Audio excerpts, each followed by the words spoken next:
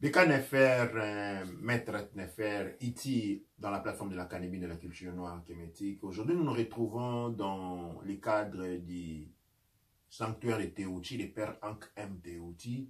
Et nous nous retrouvons ici pour répondre à une question très importante. C'est quoi la méditation? Pourquoi la méditation? Et comment la méditation? Ce cadre est une réponse aux nombreuses questions qui me sont souvent posées pour la méditation. Il est ici important de comprendre que je vais essayer de détailler la méditation selon la culture noire kémétique, selon la vision de la culture kémétique. Méditer, c'est une processus à travers lequel on se reconnecte. En fait, méditer et religion ne sont pas tellement différentes. Religion, comme nous l'avons déjà expliqué, signifie relier. Dans la religion, on relie les soi, l'expression du soi inférieur, la perception que nous avons de la réalité à notre moi supérieur, à notre réalité complexe, à notre cosmos. Parce que nous sommes l'infiniment petits. À travers la méditation, nous avons un travail introspectif de regagner la parcelle, ou disons, regagner l'identité cosmique qui est à l'intérieur de nous. Donc, la méditation ne se passe pas sur un niveau mental. Parce que bien souvent, nous avons lu beaucoup de livres, vous avez sûrement lu des livres qui vous dictent des manières de méditer, allez ceci, tourner à gauche, tourner à droite. Hein. Mais en réalité, nous sommes en train de tourner dans ce que nous appelons la sphère mentale. Or, la méditation est énergétique. La méditation est absolument énergétique. C'est un mécanisme à travers lequel nous rentrons en contact avec notre réalité suprême dans l'objectif de recueillir de l'énergie capable de nous permettre de faire la fusion pour compléter notre voyage. Parce que nous sommes des voyageurs cosmiques. Et cette énergie est très importante. La méditation, c'est un moment de recueillement, de réconciliation, de religar et de relier, et donc par conséquence, l'acte de la méditation est religieuse. Dans la manière où elle nous permet de rentrer en relation, de refaire un lien, de reconstruire un pont qui a été brisé à l'intérieur de nous. Contrairement au christianisme, à l'islam, au bouddhisme, qui, selon la tradition noire, ne sont pas des religions, mais des systèmes dogmatiques, où on est coincé à croire à des choses, à se comporter, on dicte une manière d'être.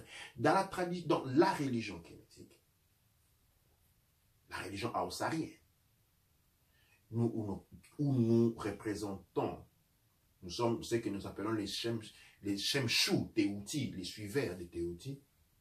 La religion ici est la manière de nous relier. Chacun de soi dans le processus méditatif rempli, met en acte un acte de religion qui les relie à son moi intérieur. Et donc la méditation, pendant que dans la prière, ceux qui sont dans la religion chrétienne et quand on parle de prier, il y a une projection vers l'extérieur. C'est-à-dire, on a une projection matérielle parce qu'on demande dans la prière des choses matérielles. On demande. Cette projection est vers l'extérieur. Donc, on donne. On n'y reçoit pas. Parce que quand on prie, on donne quelque chose. Pendant que dans la méditation, nous avons un mouvement inverse. Dans un premier cas, nous avons ces mouvements ici, vers l'extérieur, vers le monde matériel, vers le monde gros solennel, où nous pourrons en termes symptoniques parler de projection vers les bas. Pendant que dans la méditation, nous avons projection vers l'intérieur, c'est-à-dire vers les hauts. Dans cette projection-là, nous sommes en train de recueillir de l'énergie cosmique, de l'énergie du cosmos à travers notre moi supérieur. Et ce mécanisme de récolte des énergies cosmiques à travers notre moi supérieur, et ce qui se passe à travers un pont. Ces ponts-là, ces liens-là, c'est ça la religion. C'est un élément très pratique dans la compréhension, bien sûr, kémétique. Et donc, nous avons diverses modalités, disons, de faire la méditation. Mais l'acte de méditer est un seul. L'acte de méditer, c'est l'acte de se relier avec les soi supérieurs. Pour quel objectif? Ce n'est pas celui d'obtenir de la prospérité, ainsi de suite. L'objectif est celui d'emmagasiner le plus possible l'énergie de la conscience.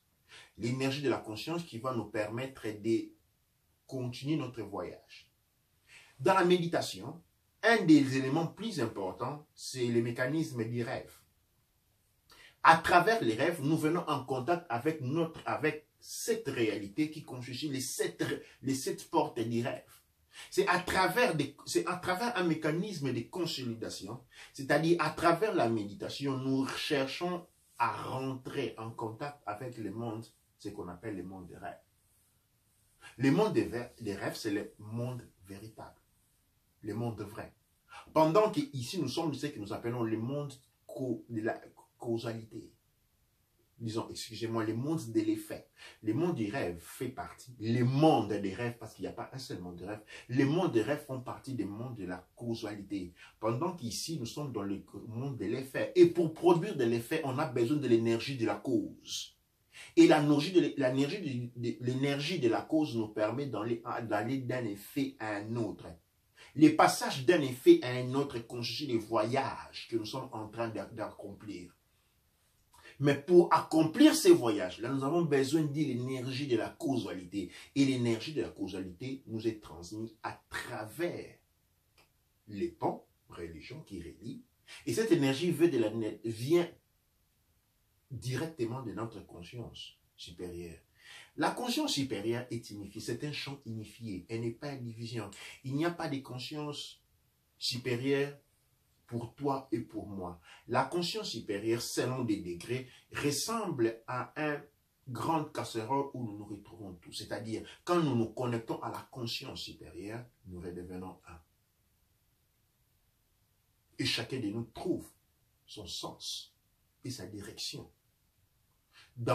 à l'intérieur de la manifestation de l'énergie de la conscience. Et que la direction de l'un n'est que les compléments de la direction de l'autre. Où chacun de nous trouve une direction. Mais cette direction n'est que la complémentarité du cercle tout entier, pour lequel nous représentons différents rayons. Dans cette modalité, dans la méditation, une approche que nous avons adoptée, c'est celui de commencer toujours avec ce que nous appelons une danse. La danse est très importante parce que la danse nous appelle à nous harmoniser. La danse est un élément très important parce qu'elle nous permet de rentrer en contact avec cette conscience supérieure. C'est pourquoi on ne danse jamais seul. Quand vous dansez quelque part, il y aura toujours quelqu'un qui va venir danser avec vous. Ou quand vous trouvez des gens danser, vous les rejoignez. Pourquoi on danse toujours ensemble? On danse toujours en groupe. Parce que dans la danse, on est reconnecté à la conscience suprême, à la conscience supérieure. Et donc, dans l'acte de la méditation, dans la culture kémétique, et dans l'enseignement des Shemshou, des Teouti, dans les sanctuaires des Teouti, les pères Ankh M. Teouti, nous commençons notre méditation avec une série de danses. Pour aujourd'hui, nous nous arrêtons là en parlant des méditations.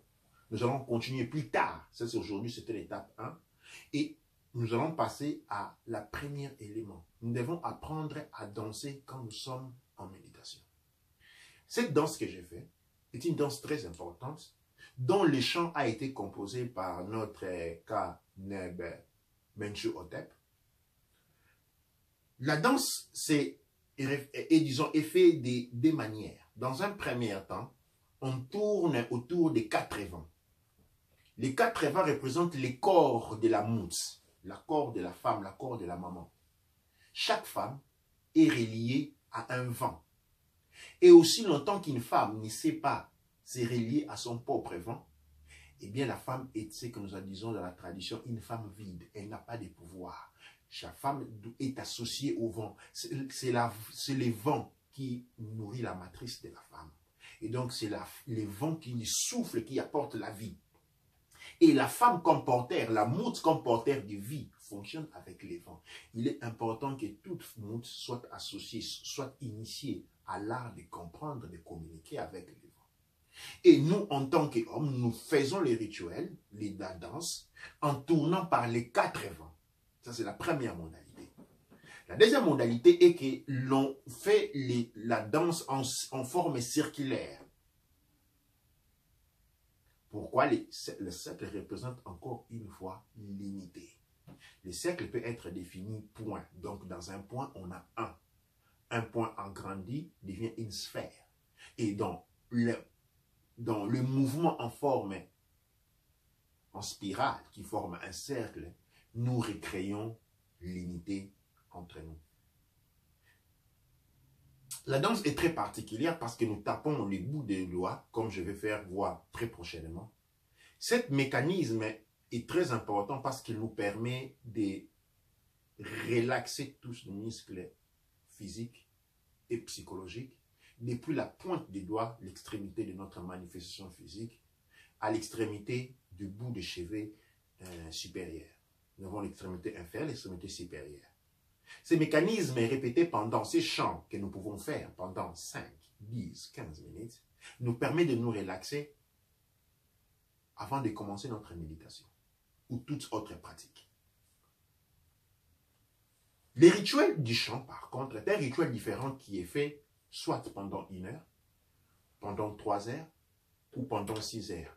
Ou quand on est réunis à l'intérieur du temple, nous dansons en l'unisson ensemble, en chantant les TPKU ensemble, en chantant les TPKU ensemble. Cela nous permet de nous reconnecter ensemble entre nous. Pour ne pas trop m'attarder, je vais passer à la phase de la danse. Pour cette phase, je vous salue et je vous renvoie à suivre. Je vous recommande de bien suivre les mouvements de la danse. Et la chanson est faite avec les battements des mains. Un exemple de la chanson, avant que je puisse la jouer, j'avais pris mon tam-tam pour l'élucider et celui-là.